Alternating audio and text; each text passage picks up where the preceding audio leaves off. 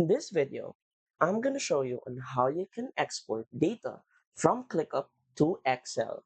So, without further ado, let's begin. First, open your web browser and go to app.clickup.com and log in to your ClickUp account. Once you're inside the main dashboard, select the project that has the data that you want to export. Let's have this for example.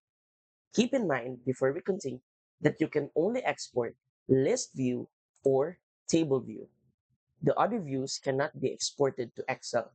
Now, as we proceed, what we're going to do is to select one of those views and then go to customize. And from the drop-down menu, scroll down and click on export view. From here, choose Excel for this video as you can see. Then you can also choose what to export, the visible columns, the task names only, or all columns. Then you can also select whether current only or total based status. After that, simply click on download. Do keep in mind, however, that to do this, you have the business feature unlocked first. So once you do that, you should see your Excel file import data from ClickUp already downloaded. And that's it.